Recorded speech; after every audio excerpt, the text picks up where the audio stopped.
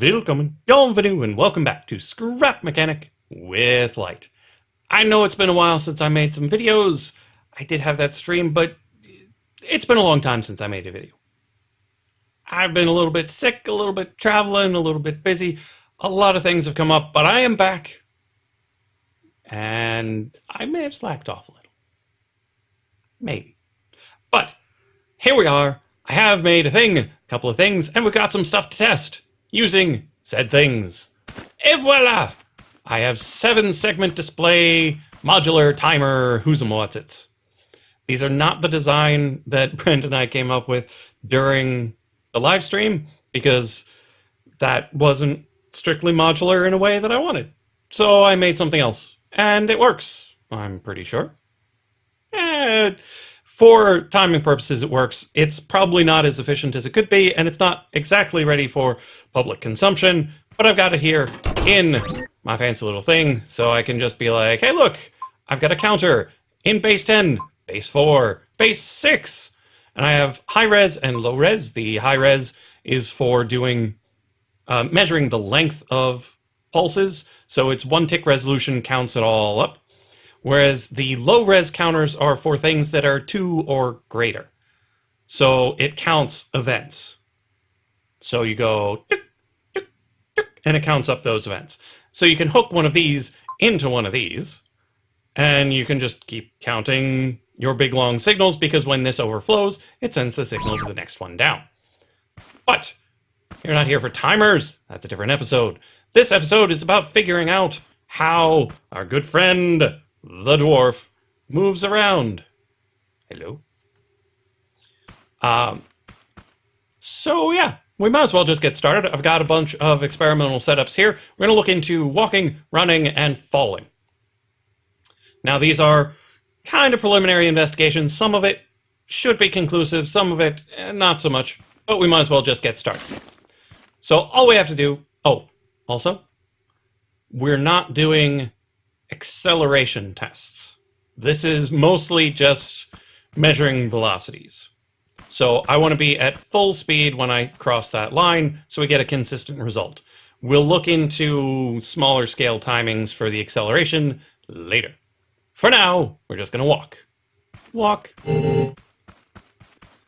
And here we are, with some relatively inconsistent results. Well, that is an interesting sign, because prior to trying to actually record this, it gave me incredibly consistent results. And now they're inconsistent. So it leads me to believe that any of the shortcutting that happens in higher load situations does lead to inconsistent timing behaviors. But we can't, nail the coffin totally shut with this, because, well, this first test was never super conclusive to begin with, because it gave me 32323 and 23232 prior to recording. So I spread them out a bit. Oh, if you didn't see the experimental setup, we have sensors all in a row. They're all switches, and they go into XORs. Yeah. This is all a bit of a mess. But they go into XORs. So once one of them is on, it starts counting, and then when the next one turns on, it stops. So these two go into the XOR, goes into this first counter. Each of these digits is independent. It's the number of ticks between initiating each of the sensors. Okay? So here we are, spread out a little more, such that more time passes so we can get a larger resolution to our counting. And so we walk once more. And here we are, 5, 4, 6, 5, 5. These are supposed to all be 5s. Prior to recording, they were all 5s. Now, high load conditions, you get a little bit of wobbly behaviors. And then spread out here. We're showing off the modular nature of these timers, because I have 2. One that's high res, one that's low res. They're connected in the middle, top to top, bottom to bottom. And so when this overflows, it pushes one to the next. And thus you can string these on forever. But for now, we just have base 10, base 10, because this will take about a second each, and then we just walk.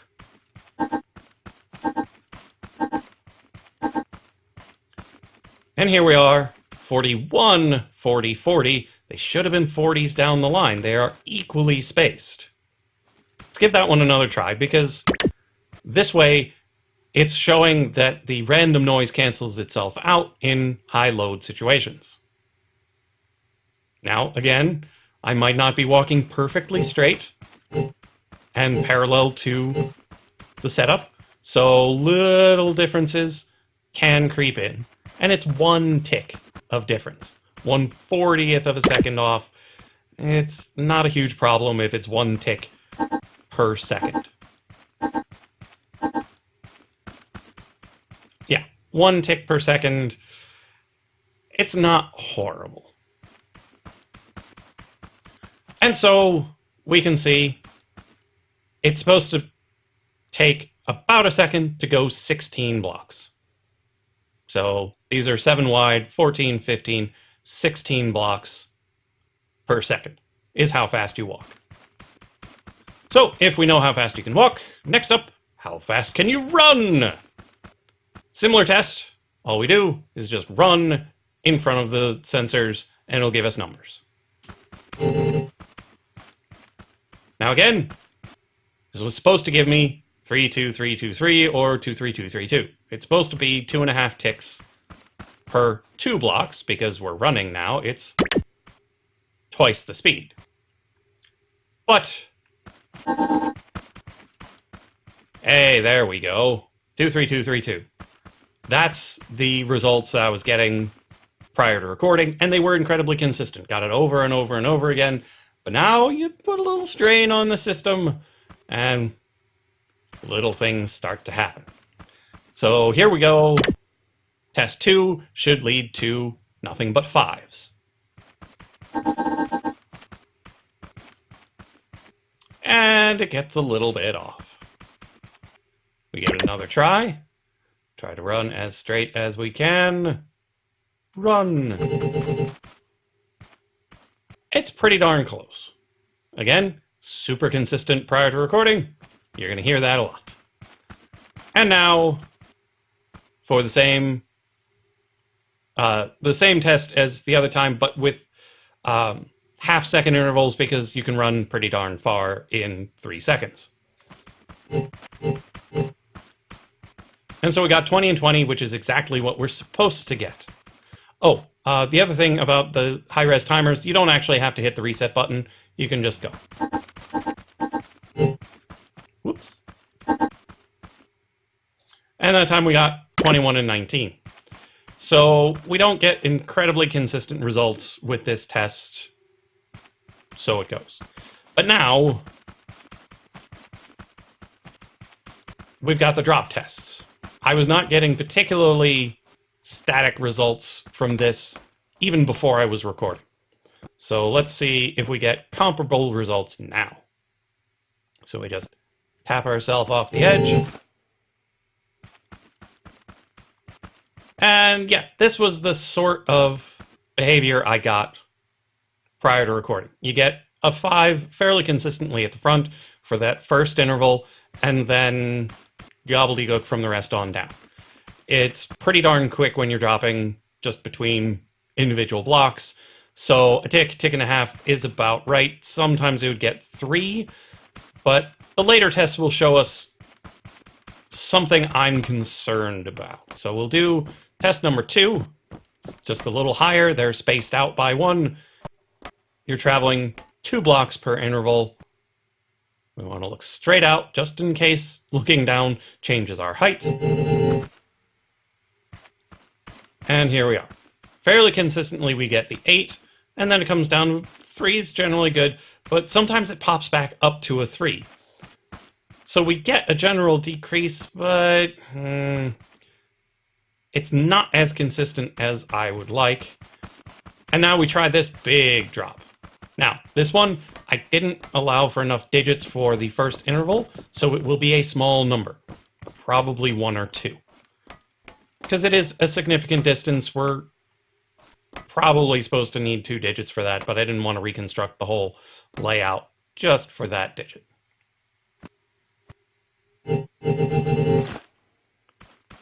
And sometimes I miss one on the way down, and it's real frustrating. So this time we got 15. I normally get 11 or 12.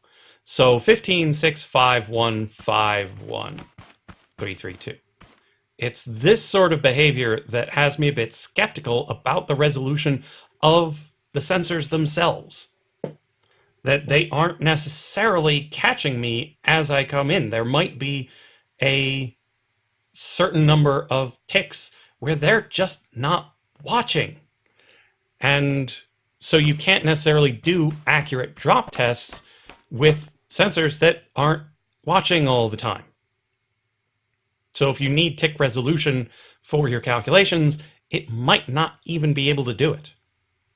So this is going to require a bit of looking into. I have an idea for an experiment that will let us test whether or not the sensors have those tick-sized dead spots, blind spots, I'm not sure what you want to call them. But the results of the drop tests are inconsistent enough to make me suspicious of the sensors themselves. The walking tests are fine. There's plenty of time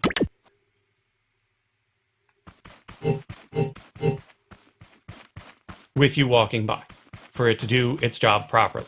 Here, where the numbers are kind of small, it still does a pretty good job.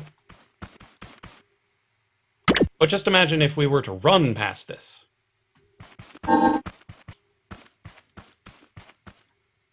mean, getting a 0 shouldn't be possible.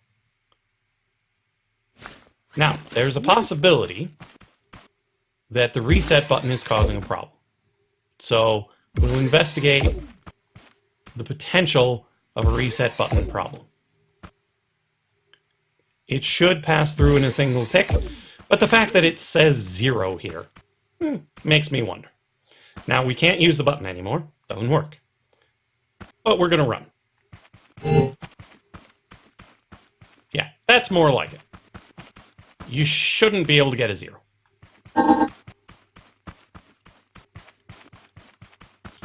So we might want to look into a non-resetting option, because that is getting more consistent the more I do it.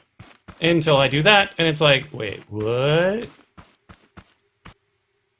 And you just walk on by again, and it still gives you weird, inconsistent results. So the reset thing isn't what's causing the trouble, it's the load, and you get inconsistent behavior, and it's possible that the blind spots in the sensors are related to the workload issues. But as you can see, it's hard to get reasonable measurements in such a wonky environment. That's important to know, because if you want to make something that is very sensitive to these sorts of timings, oof, my goodness, when it doesn't... I mean, walking is very consistent. There's no ups and downs, it's just you go, you don't. I mean, there isn't a whole... There's a little bit of acceleration and deceleration. But when you're in the middle of it, it's really consistent. And yet, the sensors don't think so. I mean, look at that. Got all the way up to 7. It's supposed to be 5s all the way across. And so these are some nice preliminary tests, but before we do anything more with measuring time, I know the timers work. I can get them to work, the counters, because I can attach timers to them, and I know that it will elapse for a certain number of ticks, and when I throw it into the counters, it counts that many ticks. That's beautiful. These sensors, they're pretty suspect. So most likely the next episode is going to have to revolve around testing those sensors, seeing what they can see and when they can see it, and see if there's any way that I can make something pass right by one without it even seeing it, which means there's a blind spot. And if it has trouble seeing me, that's more than something moving more than a block per tick. That's a whole person not being seen properly. That's a sensor blinking off for a couple of ticks to take a break, take a smoke. Who knows what they're doing with their spare time? But that's all I've got for this episode, and I will see you in the next episode of Scrap Mechanic with Lyte.